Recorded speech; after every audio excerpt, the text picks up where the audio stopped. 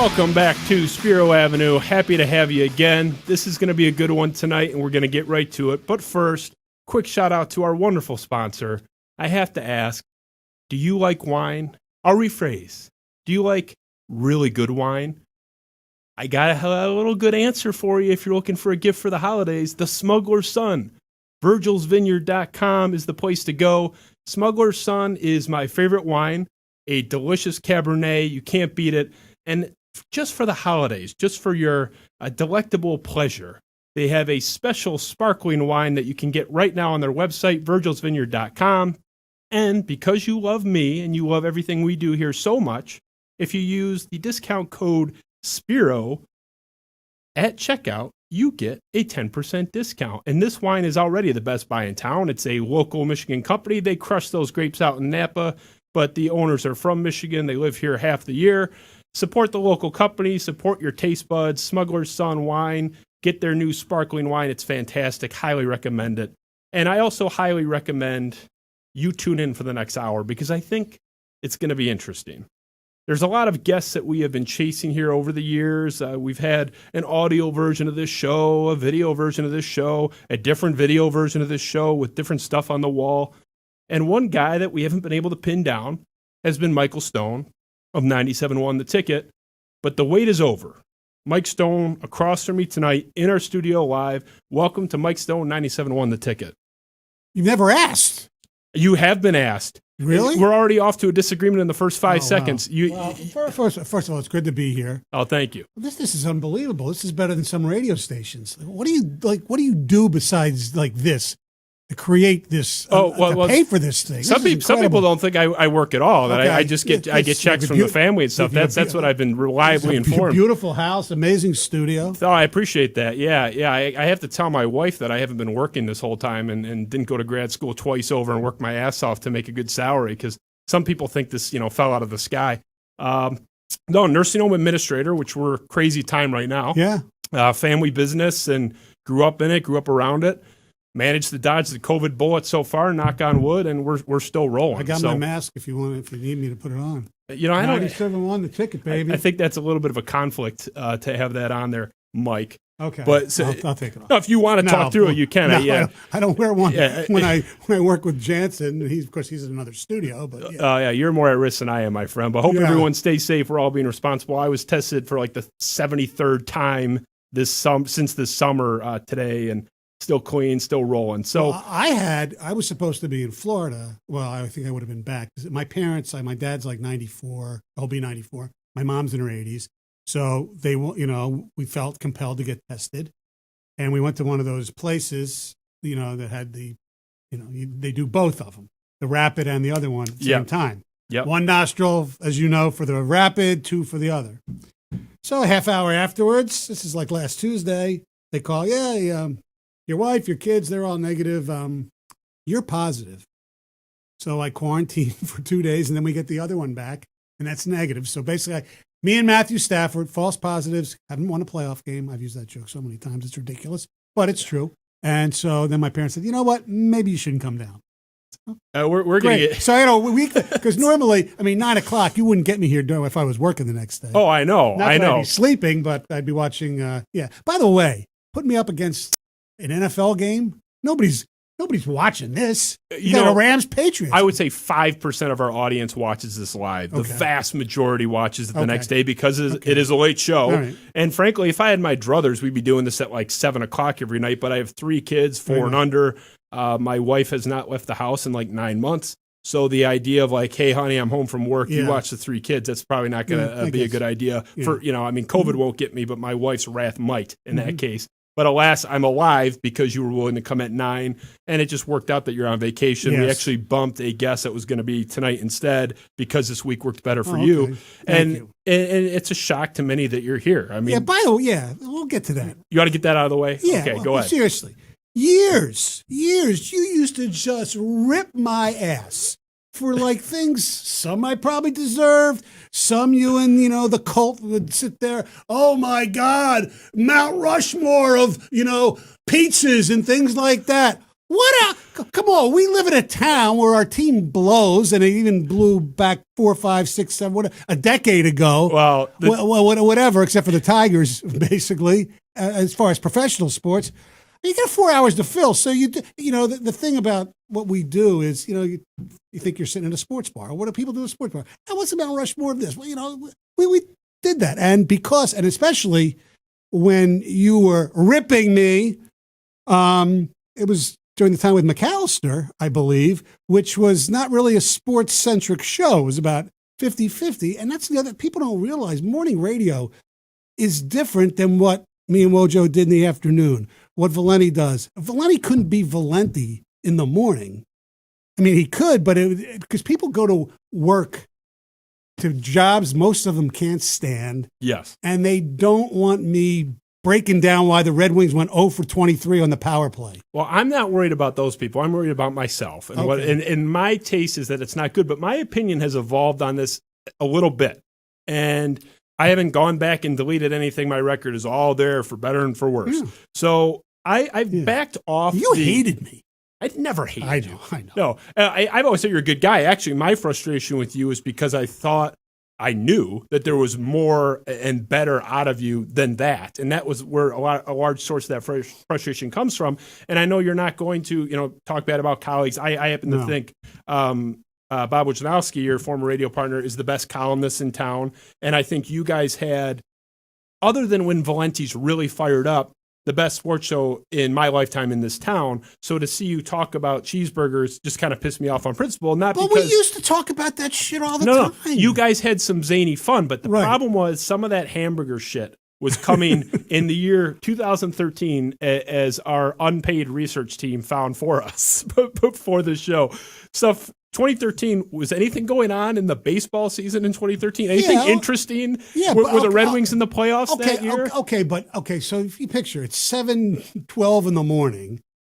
I mean, how much you want to sit down there for 3 hours and break down a Jim Leyland's stupid pitching move or something? You just can't do that for an entire show. That's the point. Okay, and now, that's if we did Mount Rushmore for 3 hours. Yeah, that's ridiculous. I mean, even back in the glory days, so to speak, What's Your Beef was only an hour. Right. And that's where I've evolved and where you can't find, I don't think. I mean, maybe someone's ready to search right now. I know there's some people that hang on every single word I say. And there's people that are dedicated to tracking me now, which is very flattering. I wasn't this popular ever. So I appreciate that. But I don't think you can find anything from the last couple of years, and I'm sure they'll look where I've done the Mount Rushmore thing because we haven't done Mount Rushmore. Well, that aside, we do this other thing that somebody ripped on today. No, but any dumb topic generally, because I can't imagine what Mike Villani or you guys. What are you going to talk about now when Detroit sports suck? And if you're in the middle of the baseball season, for example, obviously pre-COVID, where the Tigers were the only thing going. I mean, how many? I mentioned Leland. What do you sit there? Oh, Gardenhire, he should have taken this guy out. Nobody cares. No, there's 75 games under 500. And that's where I think, and that's where I think I've been unfair in the past, especially in the morning. I mean, in the morning it's a lot different, except for like Mondays after the Lions and Michigan State have terrible weekends. Well, you're not wrong, but it's I know it's everybody's cup of tea. It's basically. Still not my cup of tea, right? And some people like that stuff. I mean, I think that stuff is unlistenable, but when you are engaged in sports, I actually think you're still really good. And that's the stuff that I like. I can only speak for myself. Right. I don't see your ratings book. I don't see what people are telling you. I'm not in your show prep. The majority, sports talk radio is a niche to begin with. And we used to, figure this out at DFN because they had a crappy signal and all that stuff. 97.1, thankfully, FM, it's booming and all that. But if you have a niche format, you have to try to appeal to some people outside of your niche. And that is the topics that aren't necessarily sports topics. It's the stuff. I mean, even when I did the show with Parker, that's when we started doing non-sports stuff. It was like, Seinfeld stuff, whatever. And that's what you get other people who aren't sitting there who can tell you all three lines of the Red Wings or, Michigan's too deep or the Spartans, their 10-man roster that he's playing right now. There are a lot of the people, and we hope, are still listening because they want to be entertained. And part of that is non-sports. Now, even some sports shtick, we do this thing that we started, and we'll get to, fortunately, Jamie later, but, we started way back in COVID where we said, you know what, there's nothing going on. Let's pick a number. We'll start at 1, end up at 90, and I think we're at 65, a few days a week. Who's the greatest, Detroit person to wear this number? And, you get 4 guys, and some of them are really tight, discussion, very debatable. Some, as we get into the 60s, are these obscure linemen and things like, but it's only 10 minutes of the show, and people say, "Why are you talking?" I mean, that is a Twitter poll. Well, you can't win because if you do the stuff that I want to hear, that's going to piss people off too, and I get that. But I respect that from your position. I'm just saying, even back in 2013, I still retain that preference. I've just understood because some people are capable of evolving and growing up a little bit. Right. Your former colleague Mike Sullivan was the first guest with the new format. Was kind of love Sully. Great guy. Was calling me out because I had been a jackass to him. I mean, I was making fun of your hamburger topics. I was actually kind of mean to him. And he said, like, hey, do you regret being such an ass to me? And we had this whole thing, like, on the show. They used to make fun of when we did stuff like that. I mean, they make fun of, Carson Anderson when they do, everyman topics, which actually, even in our show, if not, believe me, phone calls are not a judge. More people obviously listen than take phone calls, but more people, you get more reaction. We get more reaction to the non-sports stuff usually than the sports stuff because it's stuff everybody can identify with, and that's what kind of makes it fun in a way. Well, I'm glad you're here because you're a forgiving soul, and if nothing else, we can bond over Bruce Springsteen, whose music was blasting upon your arrival in your honor. I've seen you at many concerts, and you're always in the first 2 rows, which shows how successful you've been in your career. Really. I saw you at the Fox Theater in Detroit at the Devils and Dust tour. I had like the 8th row tickets. I thought I was really cool. I was ready to tell everybody about it, like I'm Bill Simmons bragging about my playoff Clipper seats. That was my agent got me those. Your agent? Yeah. God rest his soul, Mike Novak. Okay. I didn't. Sorry. Yeah, I mean, it was a while ago. I called my agent too and tried to, but there's nobody there because I don't have one. So so moving on. Nor should you. Okay. See, you're getting your revenge. You're starting it already because I'm a very sensitive guy. Yeah, I could tell. It's I have a standard where like I will invite anybody in. I actually think it's better if they scream at me, and it hasn't happened yet, but like Sully kind of went after me. Justin Rogers in a professional way was calling me kind of stupid on some points. I love that. You can call me stupid on anything. I think it's great. I think it's more entertaining. So let's shift to this. There's a couple of topics I want to hit tonight. By the way, before we start, go ahead. Chances are, under normal circumstances, we would have seen each other tonight anyway. Yes. Because this Thursday every year is usually Killer's thing at the Lodge. Killer's charity, Tom Kowalski, our good friend. So raise a glass to Killer.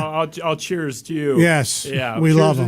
We love the guy. Tom we Killer miss him Kowalski. all the time. It's always a rip-roaring time at that thing. Luckily, there's never any shenanigans. It's all on the up and up, and everyone has a great time, and there's never any drama at those things. So, let's talk about this. This is an interesting topic for me. It'll be a little bit self-indulgent, perhaps. I am fascinated with the topic of access journalism, just generally. Okay. Now, you're not a reporter or a journalist. You're an entertainer. Right. Right? Is that safe to say? Yeah, but as compared to most people who have my job, up until really mostly the morning stuff, I used to go to a lot of games, a lot of locker rooms and stuff. Getting up at 4:30 in the morning means I got to get sleep, so I don't go to as much. That's a whole different dynamic. You go to press conferences though, but you're not a reporter. Correct. I mean, just by trade, I'm you're not breaking stories unless I get lucky. Exactly. And 97.1, just in general, it's not a journalism format. That's not what you're going for. It's entertainment radio. You don't hide it. No one says otherwise. But it's interesting because you actually do have issues with access journalism, or have historically, not necessarily you personally, although we'll get into that, but your station, where, okay, maybe you're not technically journalists, but for those that don't know, the concept of access journalism is basically where somebody, an individual working professional, typically a journalist, favors access over objectivity and their integrity.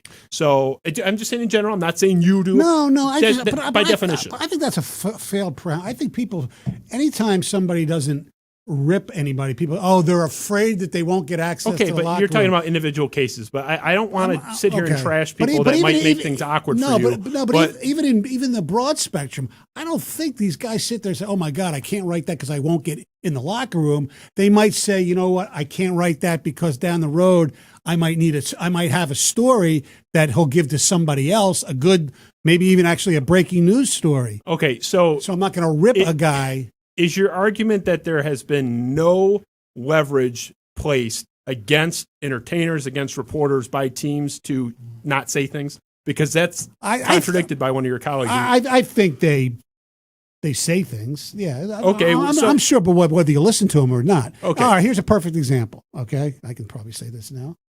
I think we all heard the rumors of Avi Garcia and the Cabrera and that whole deal, right? Yep. Nobody said anything because nobody could prove it. We just heard rumors and hearsay and things like that. But if you have a podcast or a website or something like that, you can write whatever the hell you want. Basically, there's no checks and balances. And that's good to a certain extent. We disagree on the extent, but okay. It does happen. Whether or not you believe in Sasquatch or not, the concept of Sasquatch is it's this big monster roaming through the hills in a Dan Leach moment Washington here? or something. I'm just saying the concept, whether you happen to believe it or not, is that there's this concept of access journalism where people are favoring. I don't want to say anything bad about the teams because I might lose access. You guys are not reporters at 97.1. Right. You don't purport to be. Right. But there are implications, and we've seen them, and we're going to demonstrate that right now for what you say being damaging to your access to your relationships with the teams. We've seen it in this town, and we don't have to go far. We've seen it in the building you work in every day. 97.1 in 2015 backed off their relationship with you guys. They said they're no longer going to be the flagship. Oh, the Lions you're talking about. Did I not? You said 97 on the ticket backed off their relationship. The Lions backed off 97.1. Yes. Thank you. We need someone checking everything I say because sometimes I do misspeak. But yes, that the Lions withdrew their relationship with 97.1, who had been the flagship carrying them for several years. And I'm going to pull a couple clips. Ben's got them up. Mike Valenti was the cause of this, according to multiple reports, including from the horse's mouth, Mike Villani. Mike Villani was extremely critical of the Lions, and I think fairly, by the way. We all are critical of the Lions. Oh, they weren't calling about Stoney or Bill McAllister. They were calling about Mike. No, Villani. I understand. He takes it, Yeah, he's more a little bit more of an ass. He's vitriolic. That's the he's difference. More vitriolic. So let's play Media One. Throw it up there. This is Mike Villani 5 years ago talking about. Years ago, Bill Keenest, who is the head of public relations, who arguably is the worst possible person you could put in charge of that job, would basically try to get a hold of me on a segment-by-segment basis during my show. You know why Bill doesn't like me? You know why the Lions don't like me? Because I ain't got time for his phone calls. I don't take his phone calls. And if somehow he had the ability to get through to me, I'd hang up on him. So Bill Keenest was their media relations guy, was apparently pressuring Valenti, pressuring the station about don't say this, don't say that. He's now the team historian, which I don't know what that means. I think they just didn't want to fire him. But we're going to play one more clip really quick from that same segment, and then we'll get to it. Media 2, Ben Valenti confirming the Lions did in fact leave because of him and his criticism of the organization. But no, there's nothing to run from for me. There's nothing to no, I'm telling you, it's absolutely true. The Lions aren't here because of me. That's that. But it's always been that. Never changed. And there are people in that organization that are bad people. There are people in that organization who shouldn't be there. And this organization should probably be more concerned about entertaining you, the fans, than anything people like Terry and I have to say. Okay, from the jump, I completely agree with everying he said. And it's that part, I definitely agree. And he's right. I mean, back in the DFN days, they used to, oh, God, we used to do that. I mean, and they were decent back then. They weren't horrific for the most of the time. I mean, we did a thing, grow, get rid of Wayne. And they would call and complain, but we never changed anything. This is what I was going to ask you. Right. So have you felt this type of pressure from that organization? It's not pressure. You better do this or this. It's more like, this is, they try to give their own facts. They try to give their own spin. But what's interesting, the one thing we did acquiesce to is we had a guy Don Swindell. He was our voice guy. And he used to do an imitation of drunk Mr. Ford. And we pretty much, the station said, all right, we don't need to go that far. He can do Mr. Ford, but not drunk. Yeah. Okay, so, and I always believe, as long as you don't take personal attacks on the people themselves and call them names and things like that, I think it's fine. Now, the Lions will say just keep it to the field or whatever. Look, I'm wearing a hat that says 1957. I mean, come on, that says it all. Well, that could go one of two ways. I can interpret that in a number of ways. That could be a pro or anti-Lions. But, I mean, so you answered the question for me. I was going to ask, you felt it. Oh, yes, absolutely. And you think it's stupid of them to do that, or is that safe to say? Because I think that's what PR people are supposed to do to a certain extent. Well, not to this extent. Not to say that we're not going to, we're going to, I mean, they threatened to take away credentials back in the day. I mean, yeah, that's wrong. And they didn't, but they, whatever. They pulled the plug on the deal. See, Villani said that they did it because of him. Part of that is true, but from what I've been told, the other half of the story is WJR gave him $1 million more a year than we did, is what I've heard as well. Okay, but I don't. But whatever. But yes, he's right. Now we'll find out because their deal's up soon, so we'll see what happens. Well, Villani's turned up the heat even more so since then. So they deserve the heat. You're not seeing me defend them. No. I think it's ridiculous that they do this stuff, and I'm surprised because I thought you'd be a little more affirming of this, but this is why I ask, and I don't make full assumptions on anything. Look, it's weird. It happens. The only when the Pistons were on our air at DFN. They haven't done anything, since at 97.1. But they were at DFN. Tom Wilson only gave us crap once, and I think it was over the Carlisle thing. I don't remember exactly. Thought we were a little unfair. And unfair. I mean, come on. We loved Rick Carlisle. It turns out, Larry Brown ended up being the right choice. Yep. But we hammered them on getting rid of Larry Brown. How the hell could you, And now the Pistons pretty much let us do whatever we wanted. The Red Wings and the Tigers, since I've been there at 97.1, really haven't really created anything or told me, you can't say this. I remember back in the old days, DFN, we didn't have a team, obviously. They were so pissed at Jamie because Jamie gave it the name Copa. And we called it the Copa instead of Comerica Park. And they were pissed because Comerica was paying them. Oh, yeah. Okay. I mean, that's fine. It's a little tacky, but that whatever, it is what it is. Yeah. I mean, if you're paying for the name, whatever. A little petty, but whatever.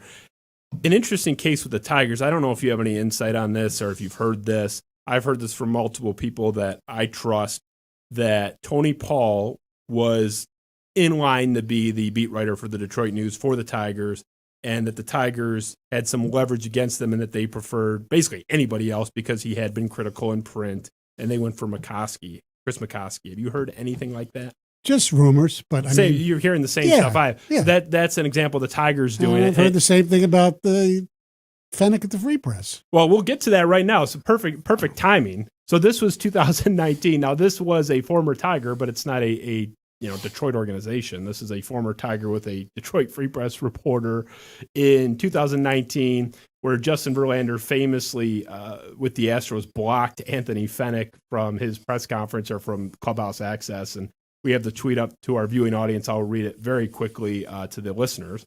This is from Justin Verlander in August of 2019.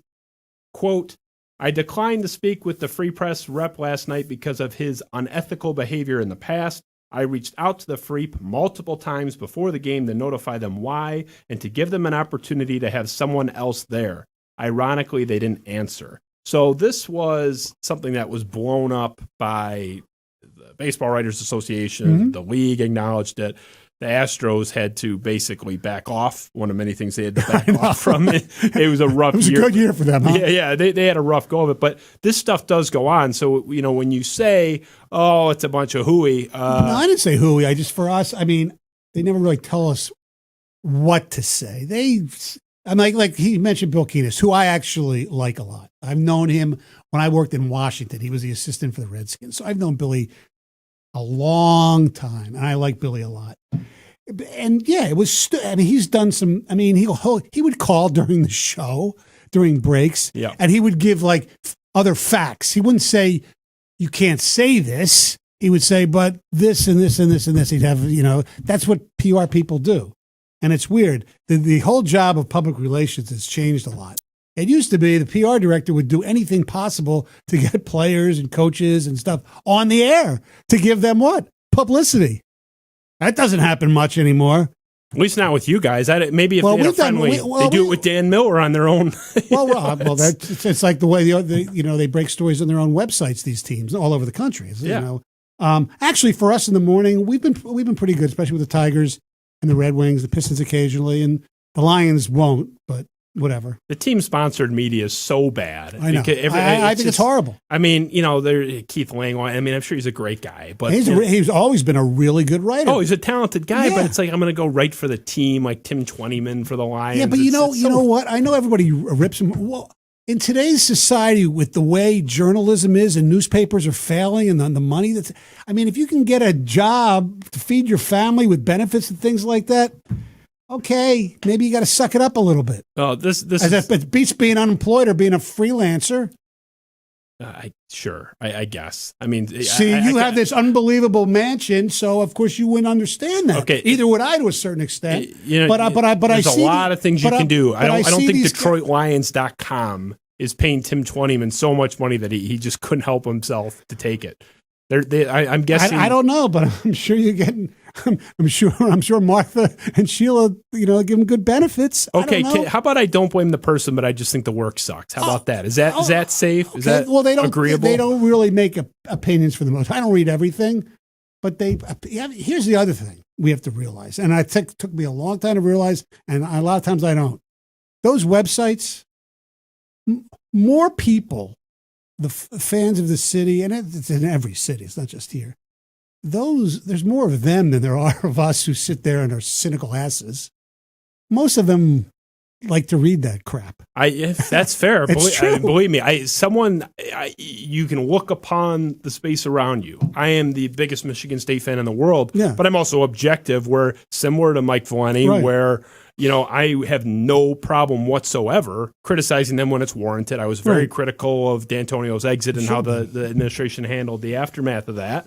And I had people in my own fan base. I think it's going to work out pretty damn good. It's looking great, but my point is, I wouldn't say great, but I think it's going to be good. I think he's going to turning out. I think he's going to be fine. I think he's going to be good. Good. I think he's going to be good. I thought it was Mel Tucker discussion. I thought it was a terrific hire, and I think he's going to be able to recruit really good. So a terrific hire, but they'll go 6-6 every year. That's good. No, I don't think. I didn't say that. You're so argumentative. Listen, the point is, I get shit for being frank, and I've had people in my own fan base, Michigan State fan base, that just absolutely hate me, that they're trolling me all day long because of one or two bad things I said about Michigan State. I know. And it's just, so I get it. I'm actually kind of agreeing with you that there is that market of, just get me a big fat spoon and let me eat that Spartan ice cream all day. No. Get the MSU dairy store, back up the truck, give me a shovel and I'll shovel it in. I agree. I'm just saying I don't like it. We're arguing two different things. Right. You're saying there's a market for it. I'm not disagreeing with that. Right, okay. I'm just saying that's why they do it. I'm just saying there's a lot of people went to go see the Twilight movies. They sucked ass, my friend. I'm not buying the commercially viable equals quality argument. Oh, believe me. I mean, look at Nickelback. Yeah, there you go. Don't be mean to Nickelback. They've taken enough abuse over the years. I know. So there are people saying that about my boy, so whatever. Yeah, come on now. We're not tolerating any of that nonsense. Anything bad against Bruce Springsteen will not be tolerated on this show anyway. So you actually mentioned a few minutes back something that I wanted to dive into tonight. You mentioned it in passing, but newspapers struggling, newspapers kind of dying out. It's something I've talked about with Justin Rogers from the Detroit News on this show, Tony Paul from the Detroit News. We talked about their subscription model. Tony's take on it was interesting, and I agreed with him.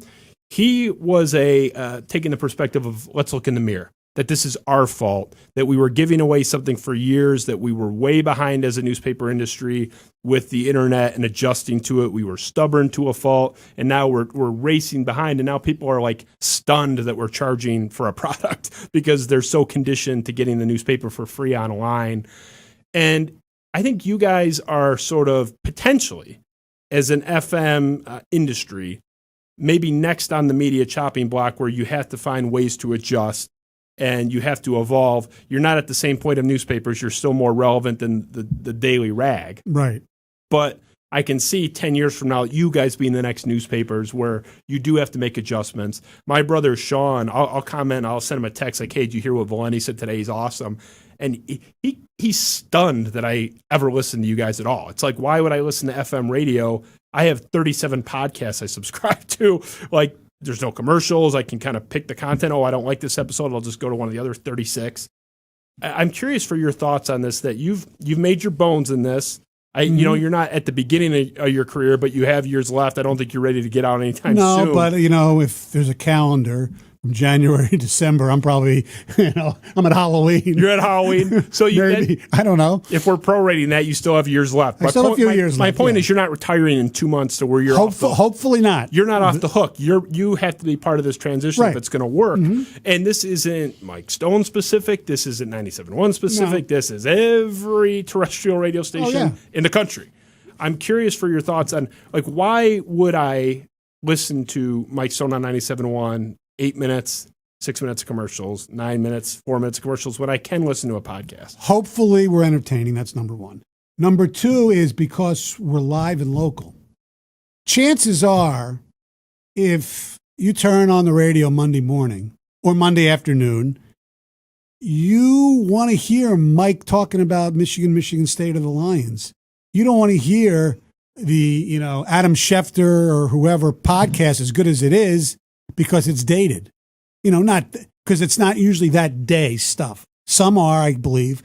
I mean, I'm not a big podcast listener only because I'm not in the car that often, and I get home, I take naps, and I do like to listen to Valenti at times, and I do listen to Karsh, and I'm really pissed off because I loved the Lebitard show.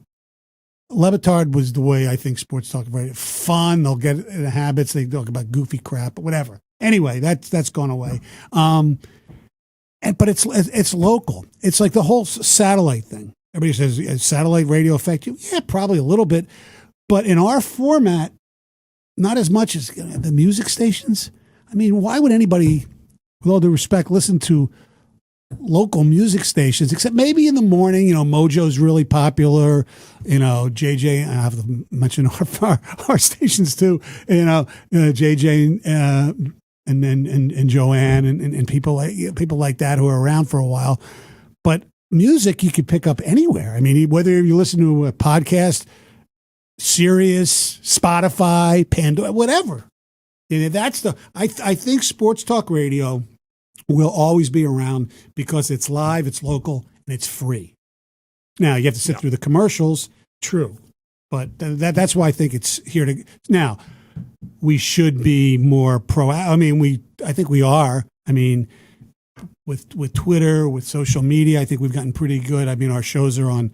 Our show, we're not good enough yet because they can't get anybody to come in early enough, but only our last hour is on Twitch. More people will be watching that. I don't know how good it is while you're driving, but I don't use Twitch, but I mean I know what it is. Obviously, the radio.com app is what I like to pull up, because I work, so and you can rewind and hear all the exactly stuff. Right. So like Villani, you talk about, to me, Mike Valenti after something crazy with the Lions or something crazy with Michigan State. You want to hear Mike that day. Appointment listening. Yes. So I hate, on a Monday after something crazy, I literally will not have lunch at 12. I'll take a very late lunch at 2, so for 30 minutes I can eat and have him in my earbud.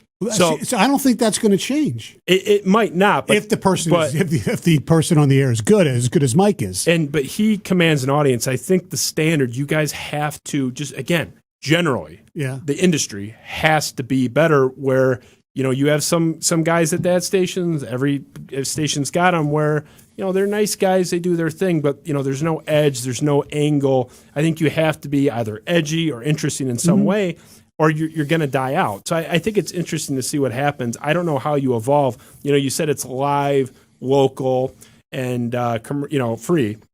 Woodward Sports is, they just launched. I don't know if you've heard of them. Our buddy Sean Belegian is with them now, and technically this show is live, local, and free. I mean, I'm not comparing myself to the Colin Cowherd show or anything, but those options are out there too, where this show's live, local, and free. What do you want? I see his picture here. Are you on your knees to him or something? Colin Cowherd, he's my mentor. He's my mentor. I think he's very good. He doesn't know it, but he's my mentor. He's very good. Yeah, he's a good guy, and it was really nice. I went out to the ESPN headquarters and met him, and he actually gave me a little hand and dinner recommendation, and my wife thought I was the biggest loser. I held on to it like it was just the most precious. I met him in one of the Super Bowl I was at in Tampa after I was fired, and I met him, and he said, do you know Doug Karsh? I said, yeah, because Doug used to do stuff for ESPN on the weekends. Yep, that's right. Yeah, he's a good guy, very talented guy. Very talented. The point is that there's so many options. Again, my brother thinks that I'm crazy for giving you guys the time of day, but I do. I still listen to you guys typically on the radio app, and I'll rewind it. But I do have. So what's he listening to?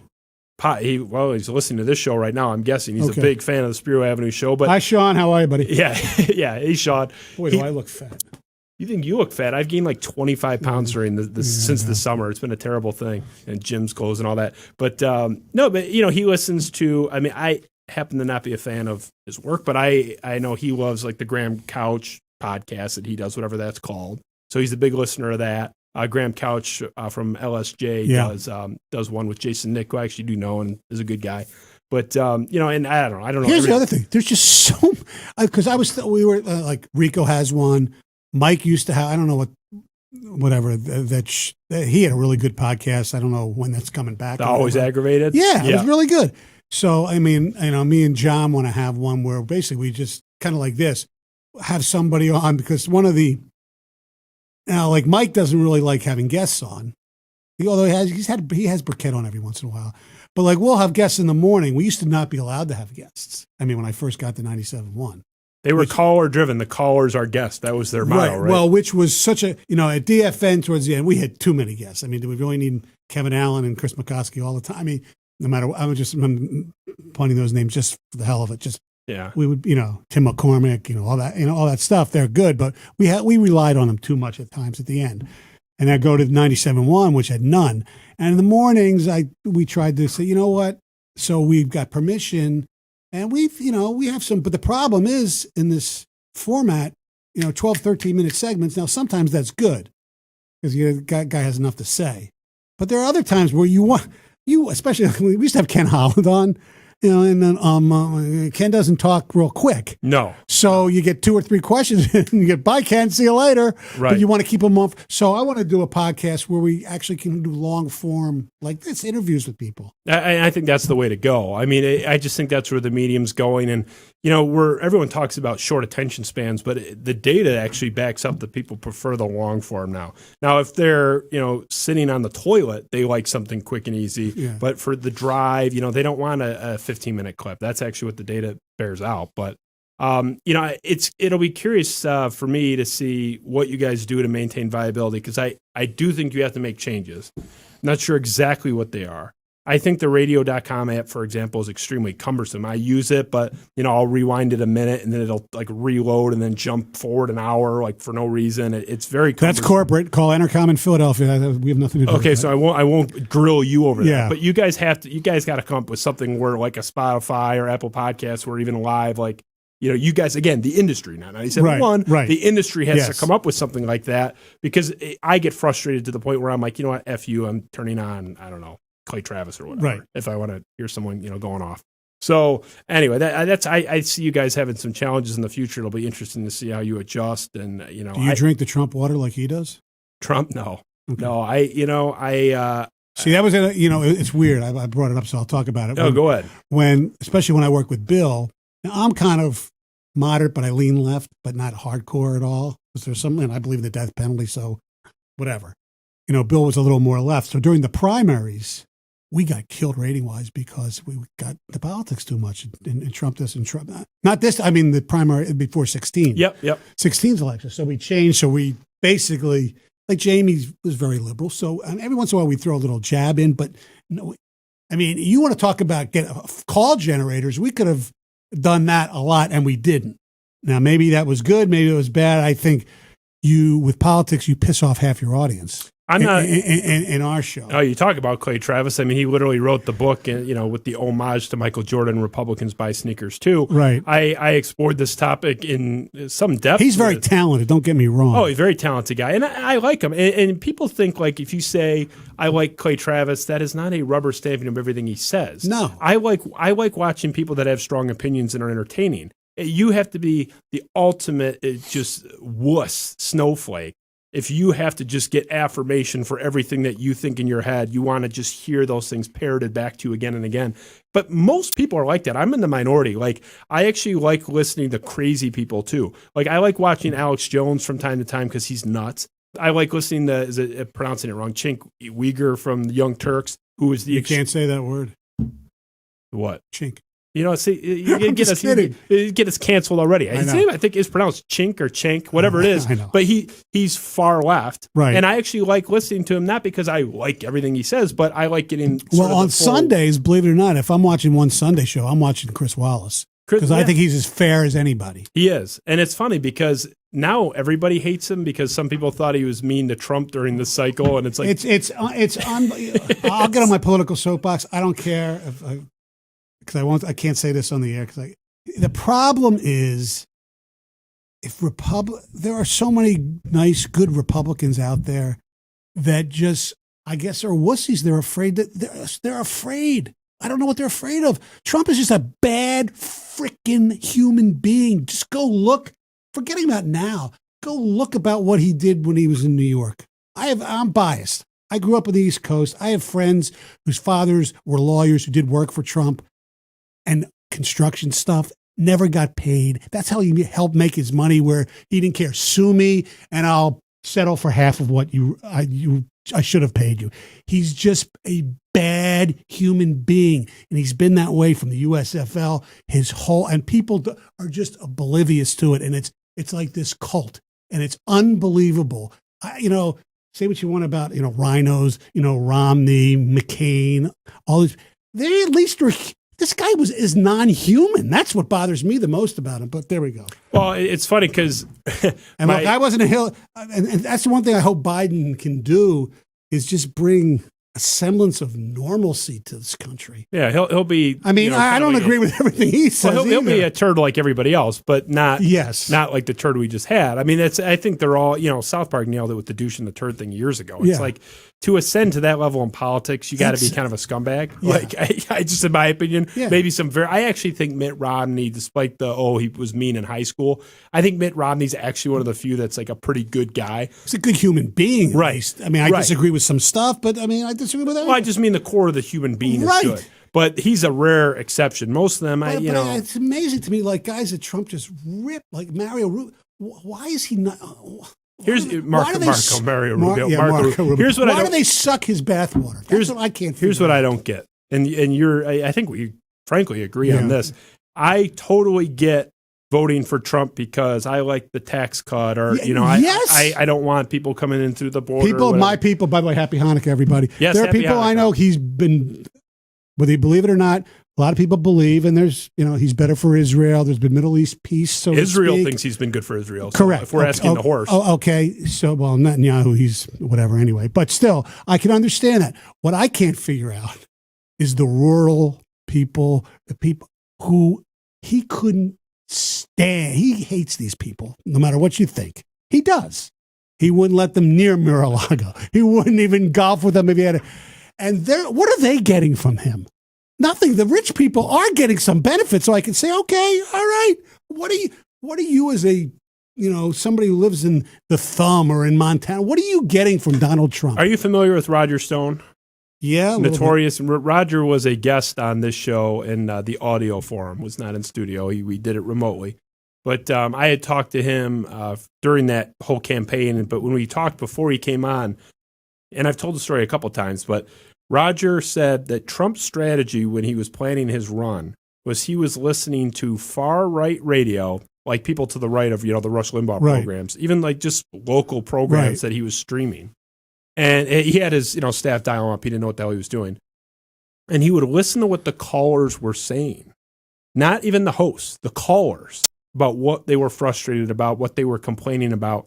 And that was how, because Roger Stone was Trump's first campaign manager before he was quote unquote fired, but they were shaking hands the whole way. I mean, he stepped away.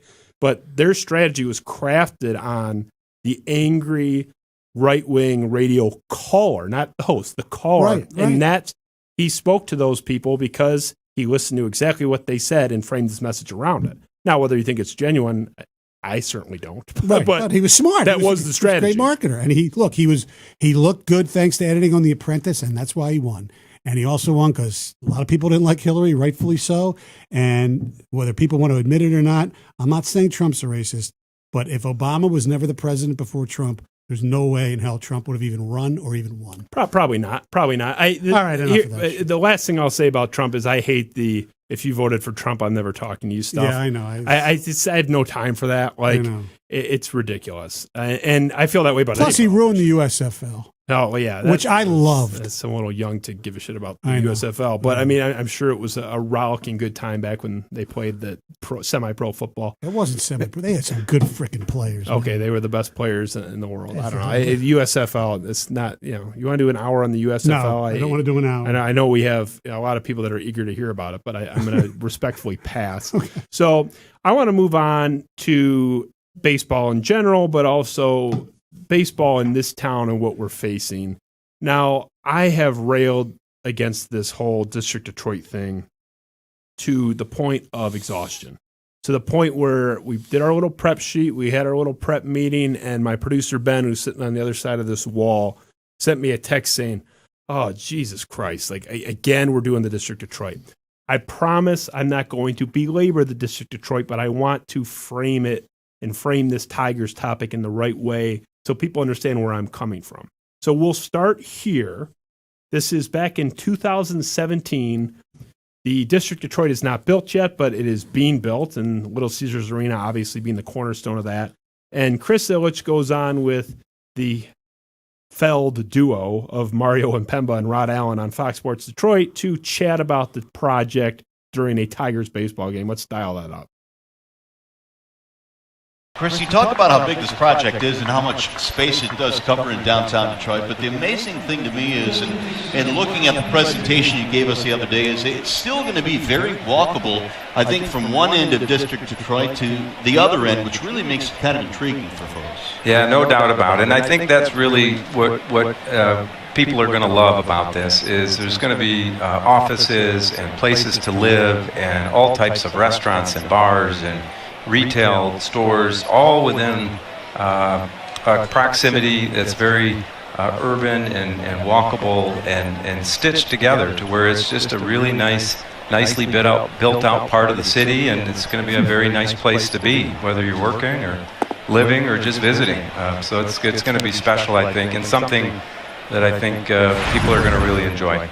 What do they say? The best laid plans of mice and men, or something like that? Well, honestly, it reminds me of Lyle Lanley selling the monorail to Springfield. I mean, where it's just like. Was this interview before the Q line? That's a good question. I don't know. I didn't do my research on the Q line, but I did. What a waste of money that thing is! It's so practical. I heard it breaks down every 10 seconds too. People Mover 2.0. Never running. Yeah, the People Mover. That was a real beauty too.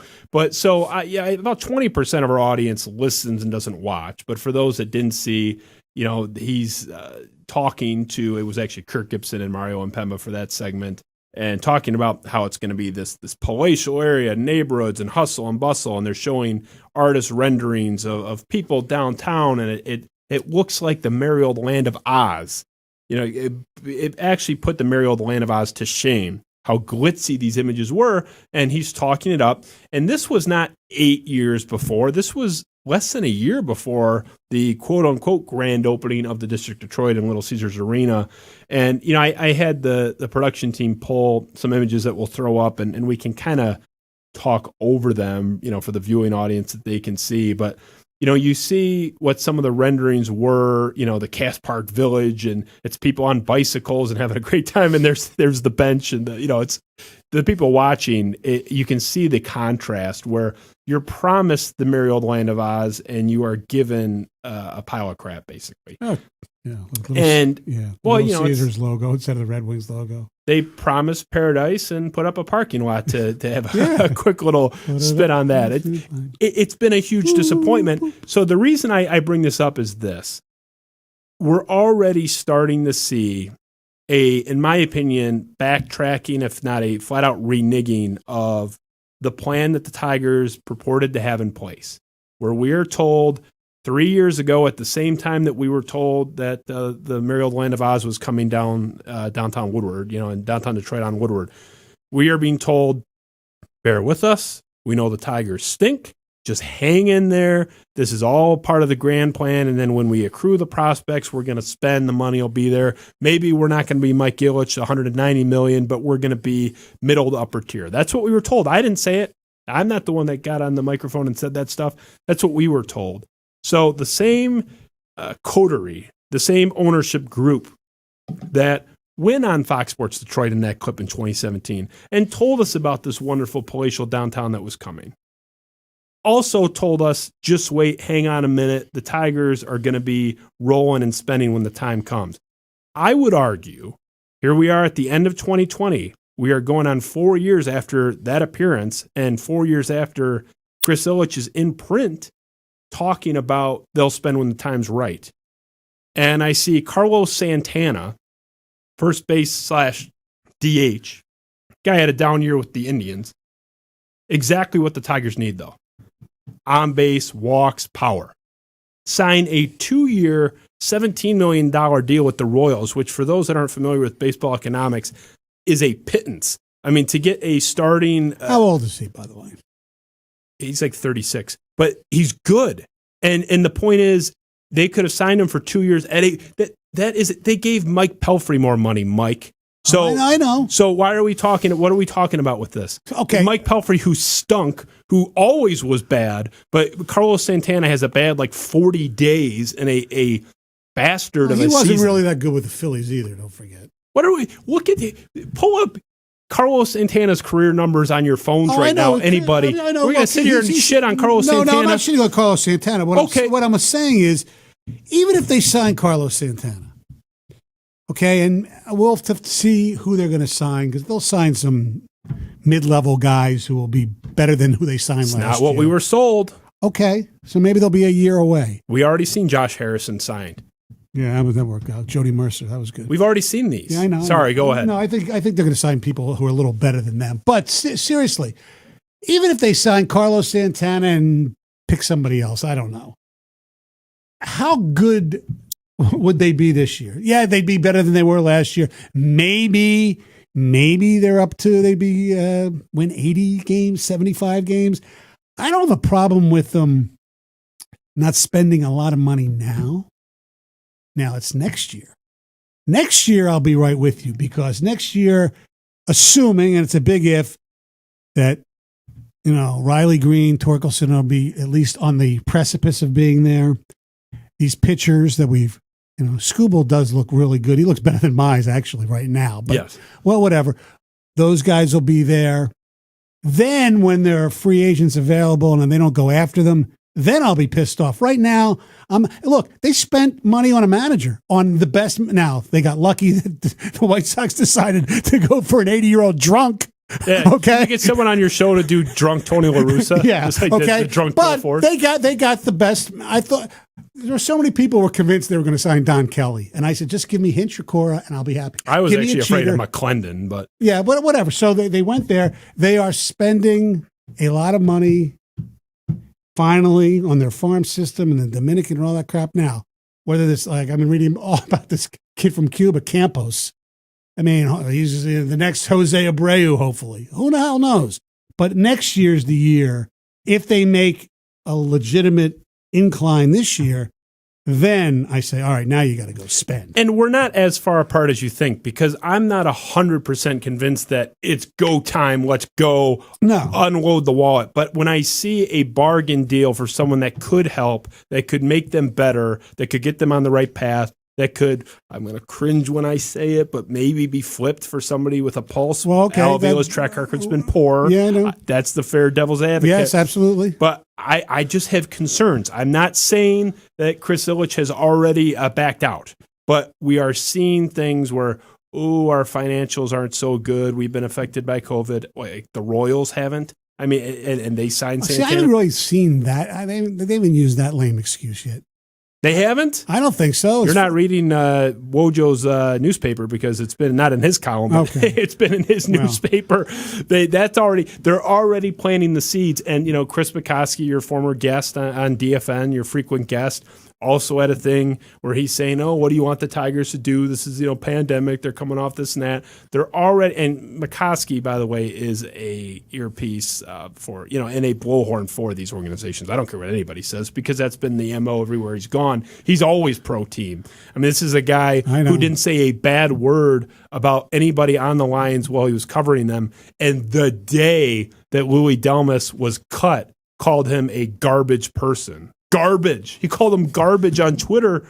The day he's cut, the guy wasn't even out of the practice facility yet gathering his belongings, and he called him garbage. Meanwhile, he won't even criticize the blocking scheme of the team that he's covering. So there are those seeds already being planted.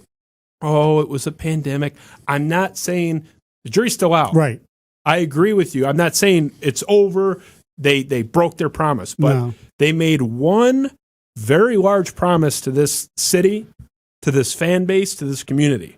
And we played it for everyone on this show. Oh, that's the downtown thing is disgusting, actually. It really is. And they blew that before COVID. Oh, yeah. That was a heap of parking lots before COVID.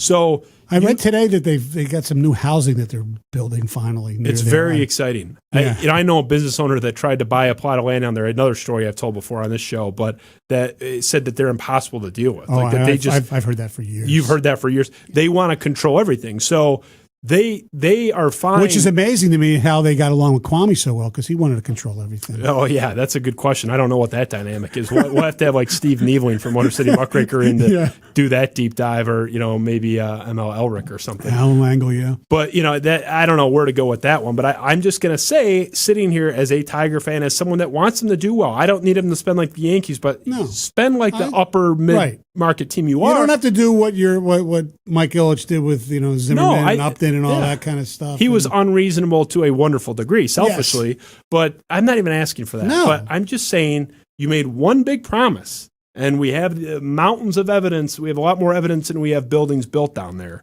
of these promises being made, and they are 0 for 1 that had absolutely nothing to do with COVID. Here we are almost 4 years after promise number 2, and there's no evidence that they're going to keep that promise. I'm not saying the story's been written. We're still in chapter 7 of a 10-chapter book of that promise, but it's not looking good. See, if Mike Ilitch was alive, you know who they'd get right now? Who? Riamalto. I would think they would actually trade for Lindor and re-sign him. That's what I think they would do. I think he would say, trade one of those prospects, and I'm going to give Lindor a 9-year deal. Riamalto is a free agent. Their catching is ridiculously bad. Yeah. I could see them going for him. He'd be the perfect He's person. one of the top, 2 or 3 free agents out there. Mm-hmm. I happen to not be a big LeMahieu guy. A lot of people wanted him. It's like 2 good years.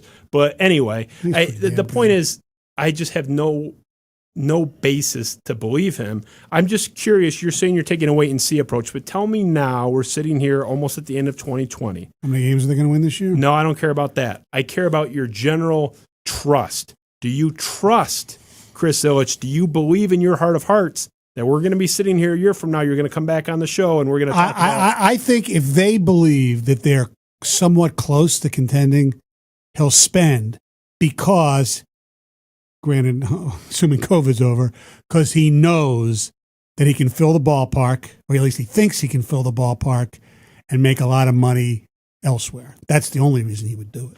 So the prospects don't pan out basically is the perfect excuse to just never spend. Because if 2 or 3 of these guys flame out, suddenly you got nothing. Yeah, and it's so funny, like people talk about the draft with the Tigers, and I actually talked about this with Torkelson when everyone said, you absolutely have to draft Torkelson because you have all these pitchers already. I agreed with drafting Torkelson, but only because he was the best player, not because we had to have a hitter.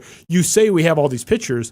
For all we know, we have 0. Exactly. Somebody could get Tommy John. Somebody, we don't know. Yeah, I mean, none of these baseball, guys. I mean, hockey too, but baseball more than any is the biggest crapshoot there is. Oh, the draft is a joke. I know. It's just a total joke. And they really have to hit on their picking, 3rd overall. This is an interesting draft for them because the top two prospects are pitchers. So you're in a situation where with the third overall pick, you're actually in a good spot because you're going to get either one of the top two pitching arms that everybody loves, or you're going to get the best hitter in the draft. Right. So, I mean, that's a good position to be in. Like, it's a lot better than picking fourth. They get the second supplemental pick at the end of the first round. Yeah, too. which is like a fringe first-round pick, basically. Yeah. So, anyway, I have concerns. Even you are saying, basically, he's not going to spend unless they're on the doorstep. And if these prospects don't pan out, I don't know. I have a lot of concerns with them. But anyway. So at least we have a good manager, I think. They hired the best manager in baseball. Yeah. And that's comforting. That was an encouraging sign. And okay, so far, I mean, look, I agree with you. I think he's nothing like his dad. I don't think he'll spend money like his dad. But I'll give him two things. He did somehow convince Yzerman to come back. Because we had heard that that they hated each other, that Yzerman didn't respect Chris Ilitch. We heard a lot of that stuff. Obviously, it's not true. Or he said, I don't care. And he got A.J. Hinch. So I heard all that stuff good. too. It's good. We had John Wharton on the show, a while back, was the Red Wings trainer for a long time. And I mean, he used to give Chris Ilitch massages and stretch him out and stuff, and had a really good relationship with him. And he said those guys loved each other and would talk in the halls and stuff. So it's like, I actually heard the same thing that you did too over the years, that they hated each other. That was contradicted, and it's contradicted by the evidence. But, either way, I have said that publicly, where, in my opinion, Chris Ilitch has hired the best GM in hockey to run his hockey team and the best manager in baseball to manage his baseball pretty team. Close. One of the, definitely tops in both. There's no one I would rather have in either sport for either role. That's just me. Yeah. But even sort of objectively, whatever. Yeah. Everyone has them in the top five. Yes. Both of them in the top five. Right. So, which leads us to a team that needs both a general manager and a coach. Right? Yeah. Well, let's do like 4 minutes on them. Look, I don't know, where you stood on the Tua thing. I never caught your position on that. I thought they should have drafted Tua. That was what my understanding was for where you stood. Yeah, John Jansen said he would have drafted Herbert. He was a Herbert guy. Whatever. Herbert's gone down lately, but I will say, if Herbert actually ends up being good, it'll be one of my worst whiffs ever, because I went on Twitter repeatedly after watching him in college and was like, I don't see it. No. He guy's missing guys wide open, and the game against Michigan State, the bowl game, he looked like the worst quarterback in the country. And look, I thought after they didn't, I said, all right, at least Akuta's good. Wow. I mean, I understand it takes a year. I mean, I'm not going to say he's been a bust yet. Well, he's been a bust in year one. Right. Again, we still have time. Yeah. But, and in fairness, no OTAs and all that crap. See, there it is. There's a lot of guys that had no OTAs that are not getting beaten like a drum. He is a Tease Tabor level grade with Pro Football Focus. Not saying right PFS. Now, I know, but he wasn't going in, though, was he? Well, no. No, I know. That's what I'm saying. So it made sense if you weren't going to take a quarterback. It was either him or Derek Brown, right? I went on this show and railed against this repeatedly going up to that, and the clips are out there. I said that you had two doors to go through. You draft Tua. Or you trade down. Or you trade down. Yeah, absolutely. And we agree there. Yeah. And the one thing, I was okay with trading down and taking Derek Brown at 6 or 5. The Dolphins got to just sit there. The Dolphins had all this draft capital. And the reason they got away with just sitting on their ass at 5 and getting them is because nobody believed. The Lions didn't even go through the dog and pony show. Nobody believed it. They should have been planting those seeds all over town. Plus, even if they did take Tua, I think the Dolphins would have been happy with Herbert, so they didn't have to do anything. No. It was the Chargers, if they really wanted a quarterback. That's true. And they had a lot of options. My position was, I wanted, my door that I wanted was draft Tua. He's the backup to Stafford for a year. Stafford's basically untradeable. Which I still think they should do this year. Well, they can't draft Tua now. No, but whoever, Zach Wilson, I know. Trask. Trask is the most accurate. He doesn't have very much mobility, but he's the most accurate. Wow. Mac Jones, you can't tell because he's got Alabama receivers. Trask might be a second or third round. I mean, Trask is like I know that's sixth ranked quarterback. That's what he's. I know, but yeah, because they all love Trey Lance. I saw him play in that one game. Yeah, God. Either way, whatever the quarterback is, they blew it. Right. They should have traded down and taken the best defensive player available at 6 or 5 or 8 or whatever it was. But it might have been Okudah. That would have been fine. I mean, I just didn't want a cornerback at 3. There's a reason why. I agree. Why are the Lions deciding to be the first team to draft a cornerback since Sean Springs in 1997? Because TTL, they're the Lions. Yeah, well, they're a joke. and they blew it. And I don't. So get who do you want to be the GM and the coach, or do you don't even think it matters? Well, no, I don't think it matters, but we still have to have the discussion as sports fans, right? I mean, the GM, people that are sitting here saying, "Oh, I want this guy or that guy for the GM," nobody fucking knows. Right. Coaching, I think, is easier to have an opinion. No one knows. Like Bob Quinn checked every box and had the credentials, and he actually wasn't even a disaster. He was mediocre. He wasn't Matt Millen.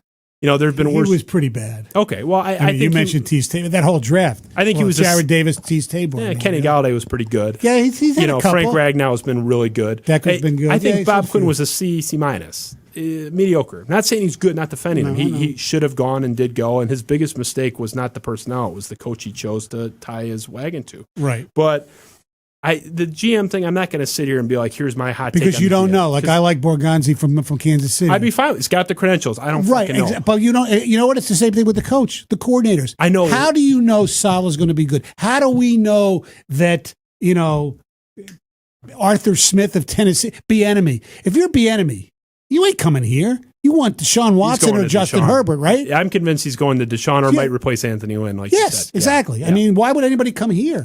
Except you have good loyal owners. Oh, there's a lot of reasons to come here. Money, and there's only 32 of these jobs in the world. No, I mean, I'm talking about those guys. The top candidate. Bieniemy. Yeah. Who's going to be, Well, I happen to know Robert Saleh would walk here, and we've talked about I know that. Yeah, we've talked to Masalam. Yeah, I mean, more than Masalam. Right. But, Masalam and somebody else. Masalam talks about it openly. But, there's another person in that social circle that we've had conversations with. But Saleh would walk here. And everyone said, oh, that's, the Brady Hoke thing. Who cares? I mean, it's irrelevant. It doesn't matter. The point is, you think he'd be good because he gives you high energy, but you don't know. No one knows, but I feel like I'm a little more informed, and I don't see what some guy does in a scouting box. I don't know how much Bob Quinn had to do with any of their scouting. We on the coaching staff, I can look at your scheme, I can look at your body language, how players respond to you. I can have a more informed guess. How about this question? I'm not going to tell you my answer, but suppose, which is possible knowing the way my brethren are, that Doug Peterson gets fired. I'd be fine with it. Would you hire Doug Peterson over Saleh? Probably, just because it's tough though. The Eagles have underachieved. 3 of the 5 years he's been there. I wouldn't say 3. I'd say 2 maybe. Okay, this year you're more the Philly guy. So, but like Wentz got hurt last year too. He was. That's the biggest. Oh my God, it's incredible. But he's got no offensive line. Yeah, I think he's shell shocked. I think he has no confidence. The other thing with Peterson is he doesn't have Frank Reich. Yeah, and that hurts. He was a huge part of their offense and their scheme.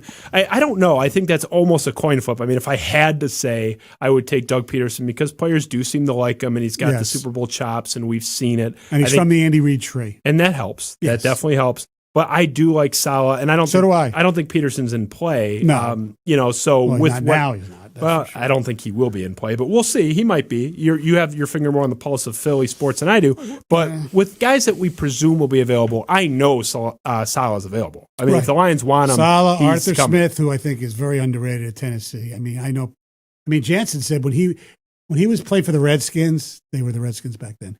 Arthur Smith was like an offensive lineman at some small college or whatever, and his father, Arthur Smith's father, is the owner of FedEx.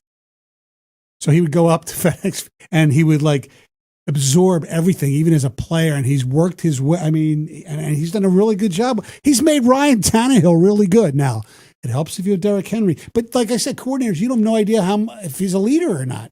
The big thing I think they need to do is hire someone with a brain, obviously, but the focus needs to be a player's coach. And I normally don't get into the whole, you got to get Marvin a player's Lewis coach. But Marvin Lewis would be better than what we just had. Yes. At least he got to the playoffs every year. Right. I like a Lions. I love. We're looking down on the Bengals. Right. I like Patricia a lot personally. He's done some stuff for us that for charities and things. But it was time. Marvin Lewis was 0-8 in the playoffs. Yeah, you know why the Lions aren't 0-8 in the playoffs in my lifetime? Because they haven't been 8 times. So give me that over this bullshit. 8 times? You're right. It's 0-7, 0-8, whatever it was, a hell of a lot more times in the Lions than in the playoffs since I've been born. I'm not looking down on Marvin Lewis. I thought he's the end all be all, but you have to do a reparative approach. When were you born, approach? By the way? 87. All right. So I think they've made it 8 times since you've been born. No, I don't think so. Okay, so 87 you said? Yeah. Okay, so wait, no, they didn't make it in 87. 91. Okay. The Sterling Sharp game. It's 2, right? Sure. Okay. The year after when Barry had -1 yards. Yep. The game where they went to Washington after Barry retired. That's 4. Schwartz. 6, I think. Okay. 7. Did they make 7 or 8 in the period that Marvin Lewis was a coach for the Bengals? Now we're down to 2. No. So now the Vodka and Red Bull starting this to is a terrible deviation. The point is they have to have a reparative approach because they have. I have never seen so much negativity on someone's way out the door. Where even Adrian Peterson, who's got the big $1 million smile, and I'm trying hard, and I'm going to play till I'm 56 years old, and even he came out, was it today or yesterday, and said, "Oh yeah, we're actually having fun for the first time this season." They interviewed him today. I mean, even Adrian Peterson, who beats the shit out of his kid, but is like with the media the nicest guy ever. Mm-hmm. And even he's jumping on the pile. Matt Patricia has been stomped into the earth's core by his former players, and that stuff matters. The guys in the league didn't want to come here unless they already had the Patriot connection. Right. And they had the relationship with Patricia, and they were already sort of pre-trained into that nightmare organization. It's not a fun place to play. No. I can't remember who it was on the Eagles that right after they beat the Patriots, the guy said, like, yeah, they just don't have fun over there. Oh, it was Lane Johnson, I think. Okay, yeah, I think you're right. And now he's wearing the dog mask at the time. Probably. Right, exactly. Which is only like the second silliest someone's ever looked at a sports football related event. You being at a Matt Patricia press conference where he's calling out Mike Rossi, and you're wearing was it a disco stew? It was a disco shirt and a huge wig. Yeah. And as soon as he went after Rothstein, I tried to take the wig off because I didn't want to look like a complete buffoon. The fact that Matt Patricia, but I wore it to work that day. That's why I wasn't. I know you didn't dress up for the press conference, but the fact that Matt Patricia is railing against Mike Rothstein for his lack of professionalism while you're 6 feet away in a disco stew outfit was how you escaped the score.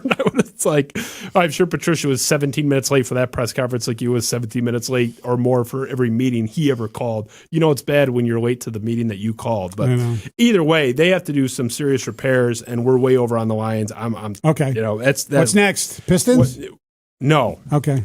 We do something fun called the speed round. Okay. Where this is something you would like in your Mount Rushmore hamburger days. Okay.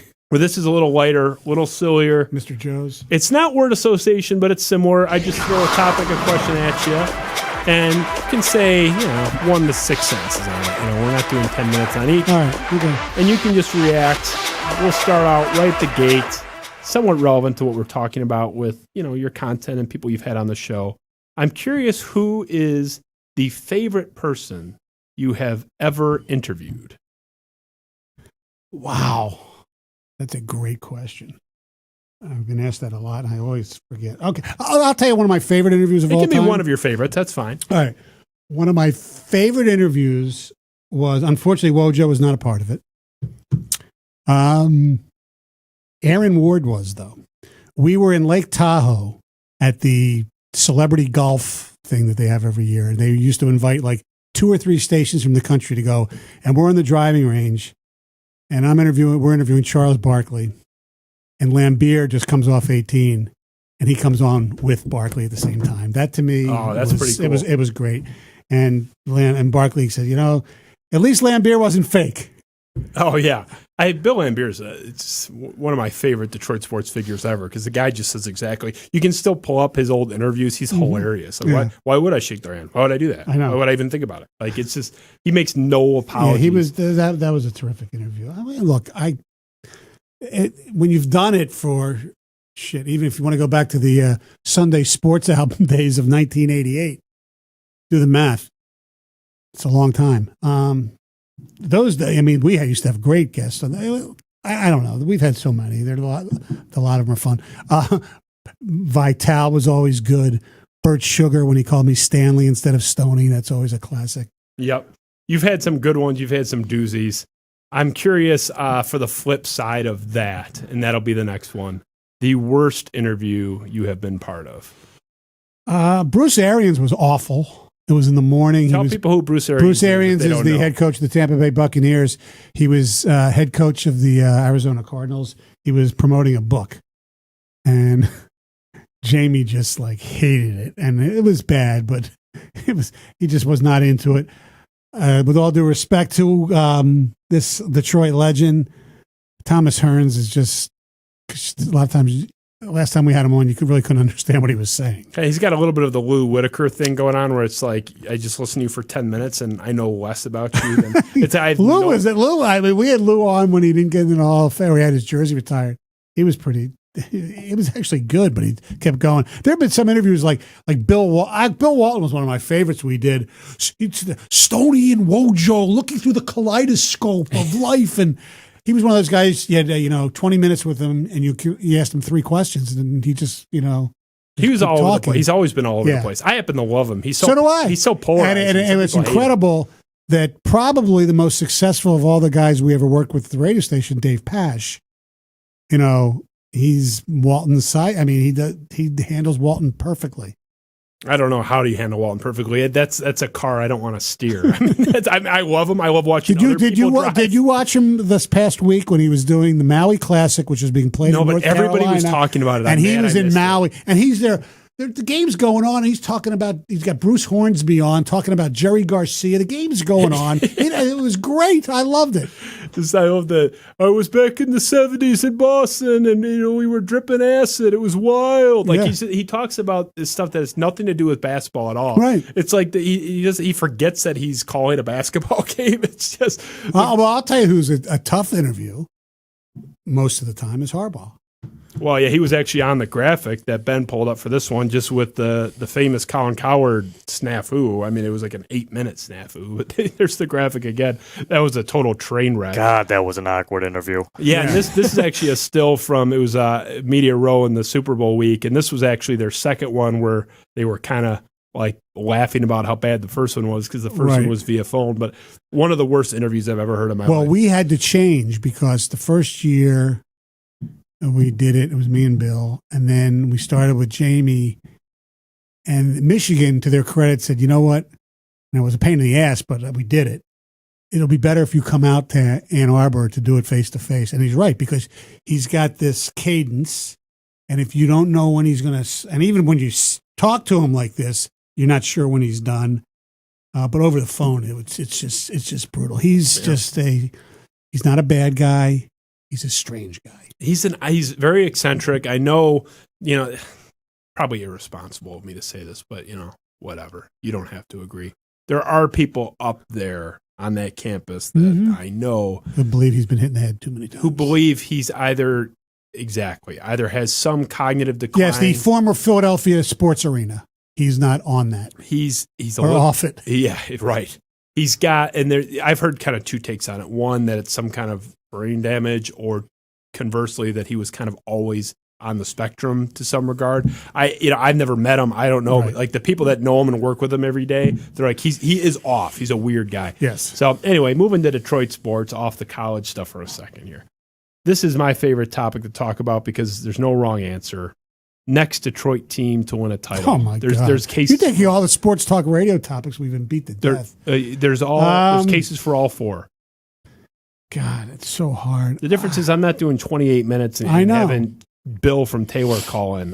I'm talking to the master here for 48 seconds. I'd say Tigers. Why? On the blind faith that their pitching is going to come through, and what we talked about before, they're going to make the right move and get some hitting. Fair enough. Because the Pistons, who knows whether they're draft choices. I think it's going to take time. I don't think it's a major free agent destination for NBA players. Nope.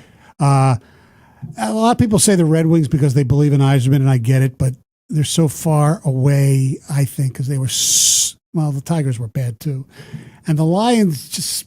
Yeah, teams go from worst to first in the NFL all the time, but not us. That's the one argument for the Lions is just that it's the easiest league inherently to jump. Yeah. So that's why you can't take them out. It's like looking into this season. You said, all right, who's the best team of our 4? And it was by far going into the season. You thought it was the Lions. Oh, yeah, just odds to make the playoffs. Yes, I mean, we're right. literally in Vegas, the best to win the division in their exactly. respective sport. And I mean, yeah, they had the most in place, and they looked good before Stafford went down and the year tanked. But I don't know. My answer is the Red Wings for the exact reason you said. I think they have the best GM in hockey, and I think the GM's important. And, I've seen them build a champion, even though he Yes, Yzerman is better than Avila. Yes, we can agree on well, that. I know it's very stiff competition. This one, a little silly. This is what I'm personally interested in, though, for you. Oh, it's Al Pacino or Robert De Niro? It's De Niro. And the reason being, he can do more diverse roles than Pacino. And also, I'm biased because I think Raging Bull is the greatest sports movie ever made. That's number one. He was great in Midnight Run, Goodfellas. Now, he went off the board and he's doing roles that are kind of weird. He's cooked. Like he's done the, now. like the intern or whatever that. But he was great in Meet the Fockers. Pacino, I mean, look, great. Michael Corleone, Serpico. Obviously, they're very equal on the back stuff. The new stuff, I mean, even if it's not even new, Dick Tracy was really good in Dick Tracy. A lot of the stuff he's done lately, hoo-ha. I mean, I think he won an award for that. I just don't think he's great anymore. So I'll go with De Niro, but that's fair. I don't think either of them are good anymore. I think they're no, both. They're basically caricatures of themselves. Yeah, exactly. Which shows Nicholson to a certain extent. That's fair. I think Nicholson is a little more in the tank. So who do you think's the best actor right now? Ooh, that's tough. My friend Chris Castellani thinks that Robert Pattinson, the Twilight guy, is like the best actor in the history of the world. Oh, that's come on, tough. Chris, get back to your Tigers, please. I'm sure he's watching too. Yeah. He does a great job. Oh, he's phenomenal. He really does. He's so talented, and I'm dying to get him back in here. He's in such high demand, though. Like every asshole asks him to be on their show because he's so good and brings so much. But he's actually my favorite baseball guy to talk to. Yes. And Tony Paul are just the best for that. But, I don't know. I'm a big Tom Hardy guy. I don't think you can't give him. He's underrated. Right. I'll tell you, maybe I'm just saying this because my daughter loves him. Well, she loves Tom, what the hell's his name? Tom Holland, but DiCaprio. I mean, what role does he do that he's bad in? None. Overrated. Really? Yeah. No, overrated. Not saying he's bad. He's a B plus, and he's like treated like an A. He's an A-list star, but I mean like the critical grading of him. I don't know. The party. Most overrated's Ben Affleck. Well, yeah, but he's not even rated. The Wolf of Wall Street. I mean, DiCaprio does. I mean, even though I hated Titanic, I didn't hate it, but I thought he was really good in. I mean, good. He's good in everything. He was great in The Revenant. By the way, you know what? Movie I watched? Well, last night I watched 45 minutes because it was on. One of my favorite movies of all time, Reservoir Dogs. It's a classic. Oh, it was great. We could do a 6-hour show on Tarantino. Although I haven't seen all of them, which pisses me off. Yeah. Look, I've never seen Star Wars, so I'm a douche. What? Yeah, never saw it. It gets to the point where, you know what, I'm going to die on that sword. Oh, yeah. It's like Jesse Ventura. He's never had a cell phone, and he's to the point where he's like, now I kind of want one, but I've gone so far. Right, I know, that's why I am with Star Wars. Well, that's fine. I think that's weird, especially for someone in your generation. But whatever, it was kind of big when you were a young adult. But anyway, you said young adult, not young kid. You're welcome. This one might be tough for you off the top of your head, but who is the best follow on Twitter? If someone's starting their Twitter account, what's the first account they have to follow? Not the best journalist, although it could be the same answer. You can just follow one guy. Who you following? Other than me, we all know I'm number one, but who's runner up? Jeez, God, that's a great question. I follow a lot of people. I'll tell you some of my favorites that are not, obviously, you want breaking news, you get Woj, not Wojo, but Wojnarowski. Yeah. And Schefter, and you follow those. But he changed his name back to his real name, Fake Phil or whatever, Fake Phil Koch, whatever the hell he was used to. Phil Koch's brain. That was great. Fake Bill Walton, Faux Bo Pelini was great. Bo Pelini. So you like the corny? Like the Pelini one was actually funny. I think Phil Koch's brain is like one of the worst fouls ever. So I thought it was funny. But yeah. I don't know. Who else is there? That's fine. You can go with the Phil Koch's brain guy. You don't have to. He wouldn't be my favorite, but he's just a list. I like the fake accounts. I think they're pretty funny. Have you seen the 3-year Letterman guy? His account's the 3-year Letterman. No. He's like a fake youth football coach. It's a total caricature. I don't know. Oh, I love freezing cold takes. Well, I yeah, mean, that's one of the best ones. Oh, yeah. There's also Hockey 50 Years Ago Today that I just I'll have to check that one out. I just love. Does Boyjan run that one? No. Is it hockey historian? No, he's too young. Oh, yeah. It's great for me. I can talk about the Great Depression. I wasn't in the breadline. So this will be the last one for our speed round. Mm-hmm. A selfish indulgence, to say the least. Most underrated Bruce Springsteen song. All right, I'm going to give you 3. Go ahead. One is my second favorite Springsteen song of all time, and that's For You from the first album. Okay. And especially when he does it slow acoustic on the piano. Other one is Murder Incorporated. Okay. And the third, believe it or not, would be from the band Without the E Street Band back in Leap of Faith. All good. Wouldn't be on my list. I could give you the entire Devils and Dust album, which you hate. No, I don't hate. No, I like it better than Tom Joad as far as that slow Nobody stuff. likes Tom Tom Joad. Joad was bad. Did you like Nebraska? Yeah, I like Nebraska. If you ever I'll tell you, you know what actually is underrated? When he did Open All Night with the Seeger Sessions yes. band. That was Did you see that concert at Pine Knob? Yes. So good. It was great because, all right, here we go, a little self-serving. Yeah. That was in the summer of 05, 06, something like that. And that spring break is when I met him for the first time in Atlantis. So I had my kids with me, and they gave him, and they had frogs with them because he would do that song, Froggy Was a Courtin' or whatever the hell it was. Yeah.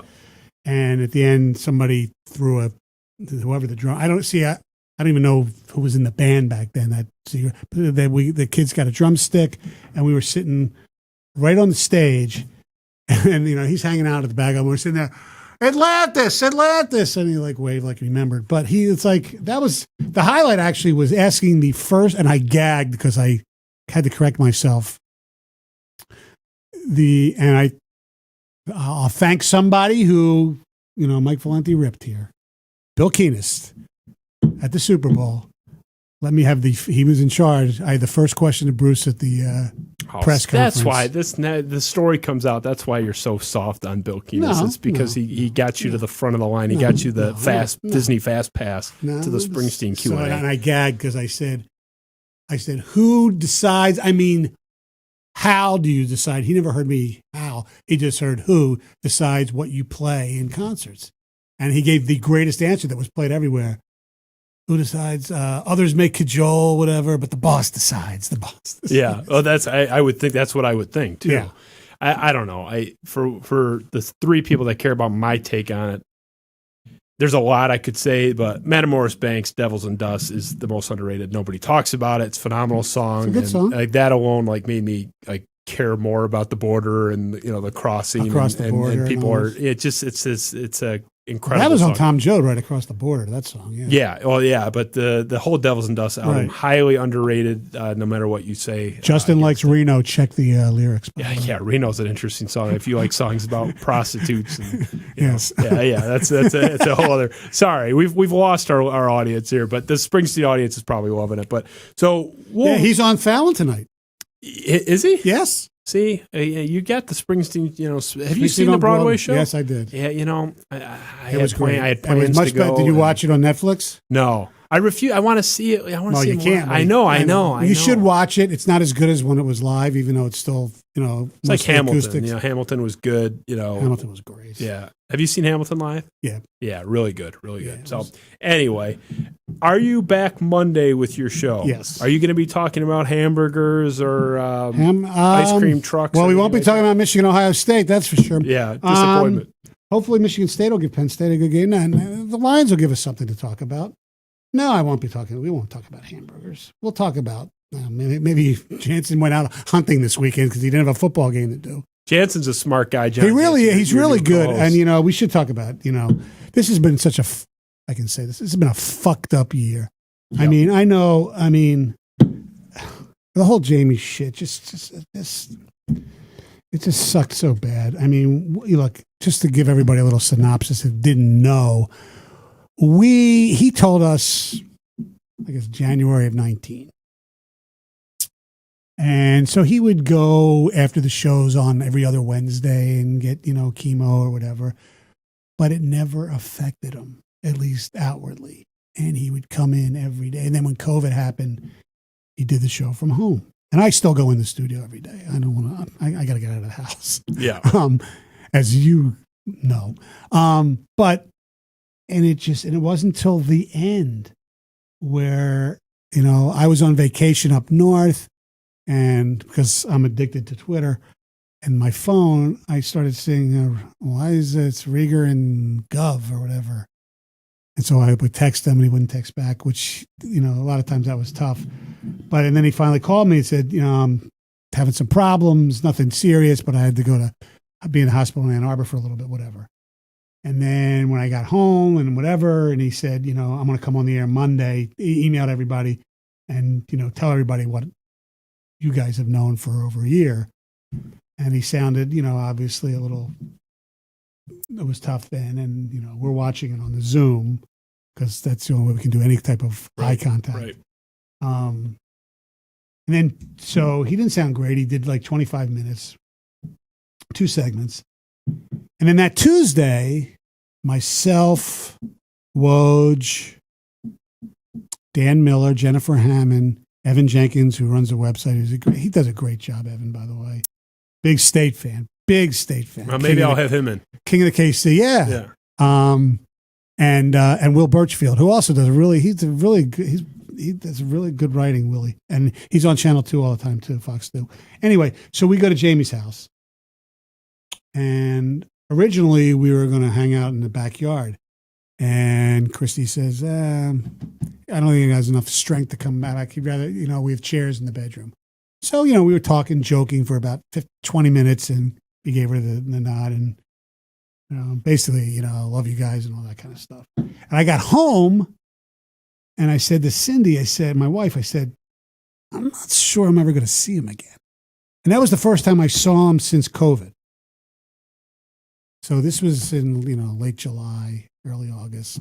And COVID, I think his last time in the studio was in March sometime. So that was a Tuesday, and then Saturday we're at a DFM at 97.1 golf outing, and he passes away. And he, I know a lot of people. Jamie's vanilla and all that. Jamie was the smartest guy that I ever worked with. Well, just pretty smart too. So those two. Jamie had this little sarcastic, quick wit that nobody really got, and I've known him obviously since DFN started in '94. He had the perfect blend of humor and professionalism. Yeah. And I really appreciated it. Yeah. I just wanted to say my part. Yeah, he was the greatest. He was smart as hell.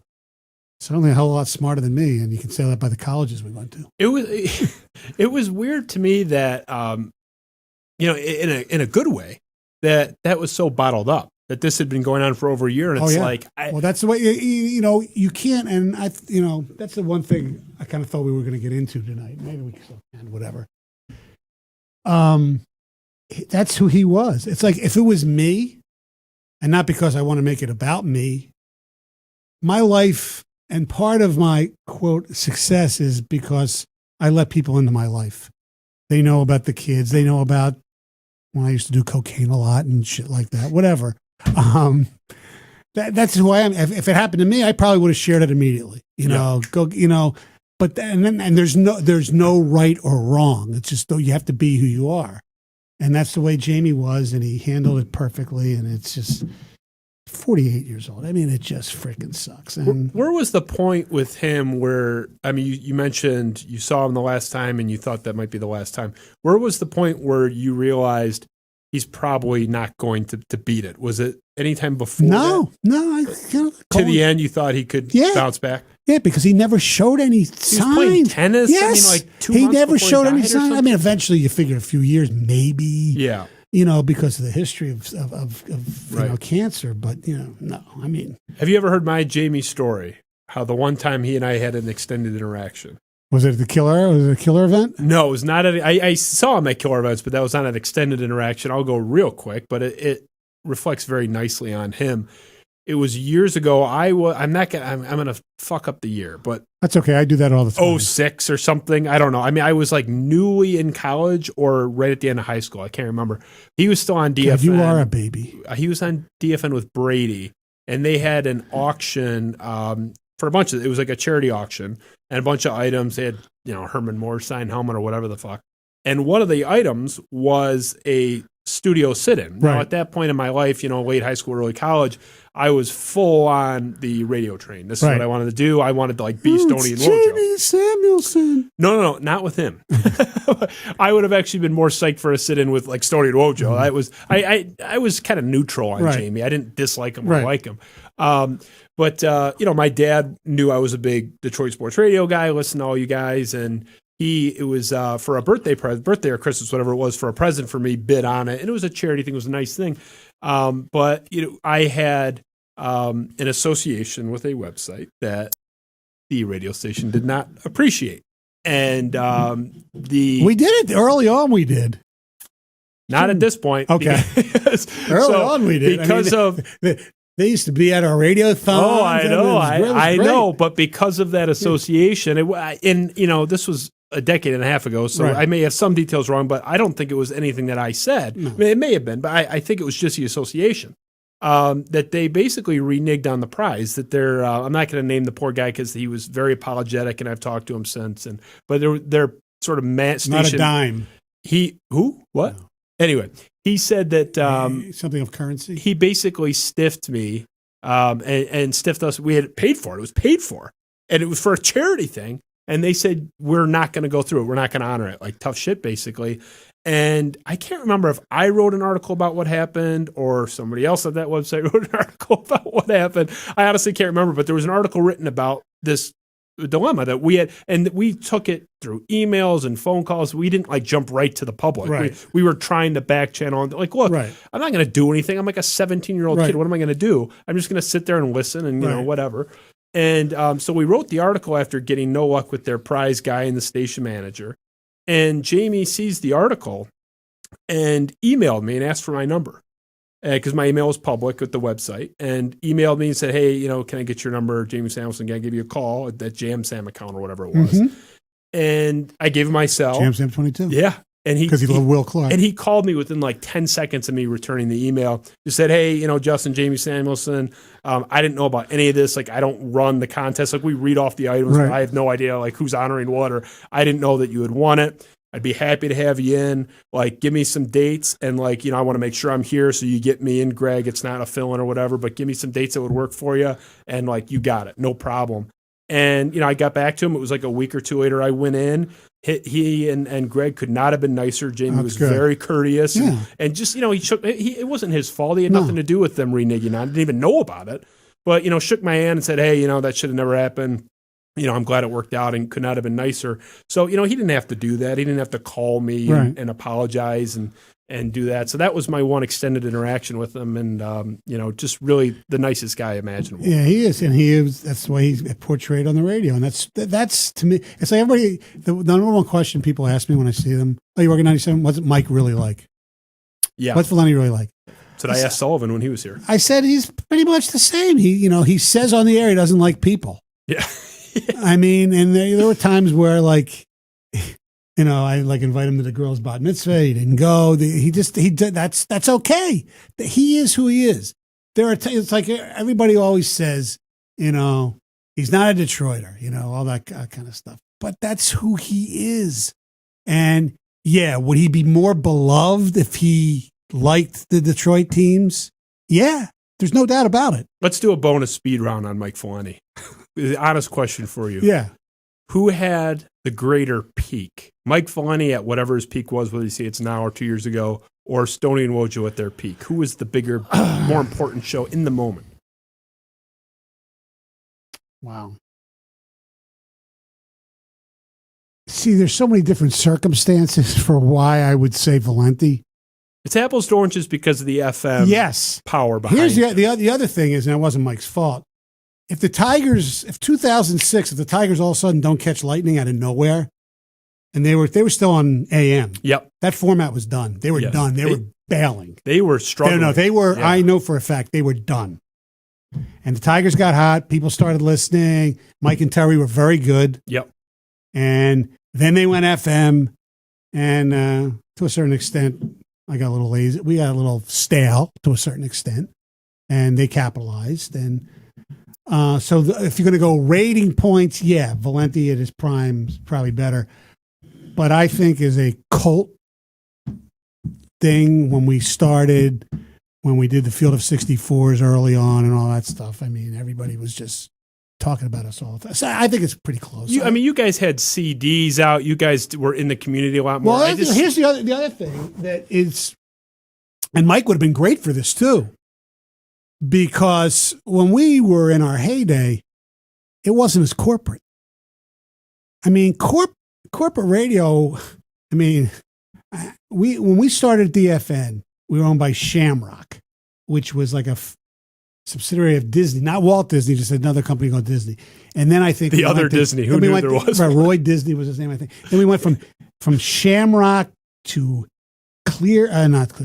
Chancellor to AM/FM, which was Evergreen, and then we went to Clear Channel. I mean, we had like 5 owners at DFN, and at Clear Channel is when really things started getting bad. I mean, forgetting the fact that we got canned. And then at 97.1, which was much more professional, well run, but they were, CBS, they were more corporate, so they were better, but they weren't as much fun. And that's fair. I mean, when we fair. started at DFN, we were basically a college radio station. Yes. We could do basically whatever the fuck we wanted. Yep. Nobody cared. I mean, we did parody songs. We shit on everybody, and it was great. And even though, like the Red Wings during their glory days, they were on JR, the players would listen to Art, and the Lions stuff would listen to the Henson and Art after Lions. I mean, it was incredible. So, but if that was on FM then, and we begged, even in the early Clear Channel days, and it was Dave Pugh, who was Dan Patrick's older brother, or I think it's his older brother, who was our market manager. He went to the higher ups and begged to put us on 106.7, and they said no. And who knows what would happen if big whiff on that. Oh yeah, I mean, who knows? I mean, look, we all had. Look, I believe I'll say this, and no apologies. The haters won't like it, but in sports talk radio, Mike Villani is by far the most talented guy we've ever had. By far, I agree. Yeah, I think he is. He is. He's resonated for a reason. And even if you're a Michigan fan, if you despise him, he basically, for the most part, I still think they go overboard and he, trolls the trolls, so to speak, which I think sometimes I have to turn it off. But he's the most talented. He's prepared. He knows his shit more than anybody. He gives the middle finger to his bosses on the air, which is like the Howard Stern level power, where, right. I'm going to go on the air and make fun of how cheap my bosses are. Right. Like there's no repercussions at all. He's the best. Yeah. He really is. Yeah, best and ever. People who are watching this are going to sit there and say, oh, you're sucking. No. He is so good. Now, back in the Glory, Stoney, and Wojo days, we would have similar takes. We weren't as loud, but people always, the old timers, anytime a guy needs to be fired, they always tweet or whatever. Monday morning, because I did the famous Monday morning, Phil Garner should be fired if they don't win, and they got swept that weekend, and so he was fired. So I was like famous. Whoa, boy. I knew Phil Garner was going to get fired. No, but it was just a different style. And it was, and Mike's great. He really is.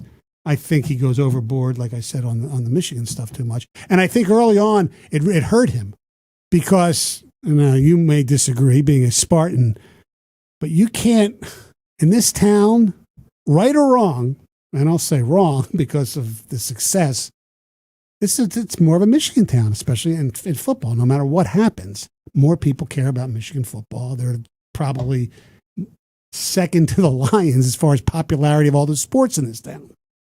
Right or wrong? If I were him, it's not that I disagree in principle, but if I were him, it's kind of check the scoreboard. Check my bank account, check my rating. I understand, but I'm talking about as far as So I think sometimes he goes over the top. Maybe. And that's all. And I think certain times, sometimes, and I do it too, but the majority of the Michigan fans are not the idiots who call up his show, and are not the people who are on message boards and things like that. That's true. The most of the Michigan fans that I know, now granted I'm old, are pretty realistic. You know what? We're not that good. Harbaugh's not, and they come up with these, to me, now, it's the oldest argument, not argument, it's the oldest statement in the book, but I realized it as soon as I moved here in 1986. It's arrogance versus inferiority, and it's always been that way. So we had Anthony Broom in here, a couple days ago, Right. a big Michigan guy. He does a great job. He's wonderful. He did a good job when he did that. He was doing that Viking stuff for a while. He's just an extremely rational, calm Michigan fan, Right. and is like, yeah, this isn't working out, and there was no, rah-rah, gaga, little brother bullshit. It's just like, I want to see Michigan do well. It's not going so well. This year kind of sucks. It is what it is, and we'll see what they do. But, that's where he's at. They have to decide whether they're, and it's like the whole Harbaugh thing. Has he been disappointed? Yes. I guess you can't forget this year. Even going into this year, they haven't beat Ohio State. They have to decide, and I think, right or wrong, they've decided that, you know what? We run a clean program. The kids graduate. Most years, we're going to win between 8 and 10 games. Not recently, but 1 or 2 years, they're going to have a spike up, and they'll get the India to compete. And like this year, they'll have a spike down. That's what they've been. They hated when Lloyd Carr did that, though, and he had obviously the national title in his back pocket. That's what they've done. And I'm a Michigan fan, and that's why people, why do you accept mediocrity? I don't accept it. It's just what it is. That's what they've been since I've been here. You're accepting it if your argument is make no changes. Let's keep. Well, I don't want to. No, I do want to make change. I do. I think 6 years is enough. But I'm not Schlissel. I'm not the regents. I'm not the donors who sit there and say, you know what? We're okay being Iowa. Well, and that's where they're at. Right, They're, exactly. Just hire Ferentz at this point for half the rate. But right, I know. Whatever. Well, if they keep him, it's going to be half the rate. So no burger talk on Monday. You will be talking about a lot of things that are sports related, so the audience will love that. I'm curious, was I so mean that you will not be coming back to this program at some point? Because you weren't that mean. I wasn't too bad. No, I wasn't too pissy with you that you'll invite me back still. No, you're welcome anytime. Frankly, I wish you were a little bit meaner. If you know anybody at that station that just despises me, tell them we'll give them a nice donation to their favorite charity. They can say anything. I don't care. I mean, we'll have it out maybe, but we want that conflict. So the fact that we got you after. I just find it's amazing, and I'll give you some credit. But you just used to rip my asshole like it was crazy. You know what? You are such a baby about this. No, you did. What? But I didn't care. I was making fun of your burger takes. God,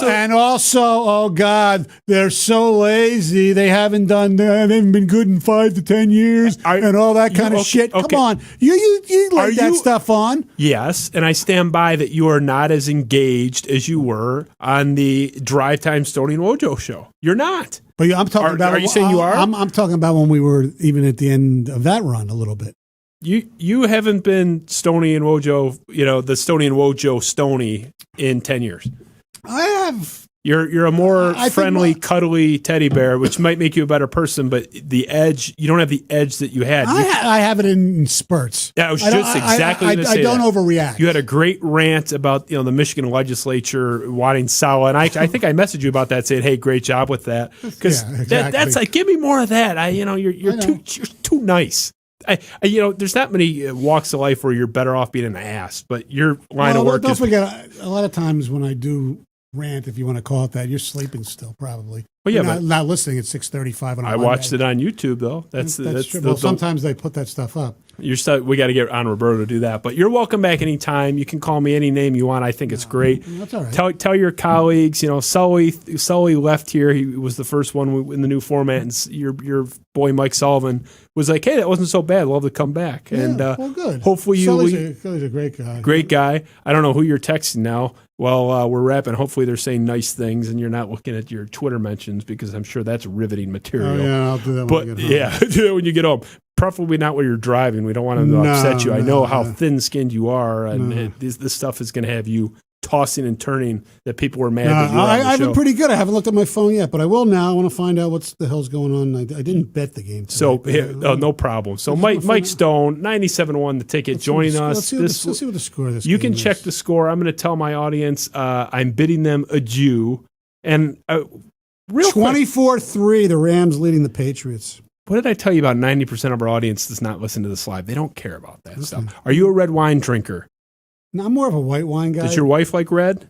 No, my wife doesn't really drink. I was going to give you a bottle of our Smuggler's Son, but I'll take it. you'll take it? I can regift it too. I'm just kidding. Drink this stuff. You don't want to. Well, if you really like the person, take that bottle with you. Take it home. I will do that. As our thank you, check them out. VirgilsVineyard.com. The Smuggler's Son, fantastic wine. By the way, Smuggler's Son, listen, if you're watching this, I can be paid, call the station, 97 ticket. I'll do live reads for you. Our rates are a lot more reasonable than yours. I'm sure. So, yeah, I've talked to Roberto about that. You guys asked for, I got to donate a kidney to get on your station. So, anyway, it was a pleasure to have you.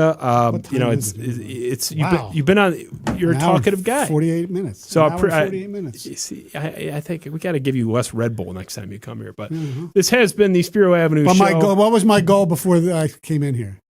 To not kill me? No.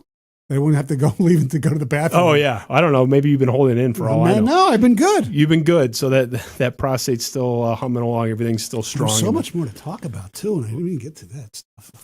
We could talk after. The Washington days. You and I are going to have a riveting conversation as soon as the cameras are off, because we got a lot to talk about if you have enough steam and enough gas in the tank. Sure. So thank you to Ben Augusta, our producer, Eric Williamson. Thanks, Ben. Graphic designer. Ben, how many listeners we get? Watchers we get 5 during the live thing. 5 during the live thing. Okay. Yeah. Actually, 20. 20 live. With some comments on YouTube. Hey, Ben, how did we do on our Andy Isaac show? 20,000 across all platforms? Yes, I believe It was so. over 15. Where is Andy? We are a weeknight late show. There's one of my favorite Twitter follows, by the way. You blew it by not mentioning him. I him and Chris Castellani are two of the best. Ant Wright right up there. You named a bunch of bozos, but it's your segment, so whatever. Come on, what the heck? The guys that make me laugh. Ant Wright doesn't make me laugh. Oh, he's hilarious. Did you see his Foster Lawyer video last year where the guy's falling down every 5 seconds? You're not paying close. Ant Wright's hilarious. How good he was not very good at Michigan, though, was he? I'm not going to trash my good friend Ant Wright. I know. Better than I was at Michigan State at IM West. Justin Spiro, Spiro Avenue Show. Thanks to Mike Stone. Happy to have you back anytime. Thanks for coming in despite me making fun of your burger takes over the years. What is your favorite burger in Detroit, by the way? Red Coat Tavern. So which one? Well, they're interchangeable. The two locations are I think the one in Royal Oak's a little better. Okay, maybe we'll go with the Royal Oak one if it makes you happy.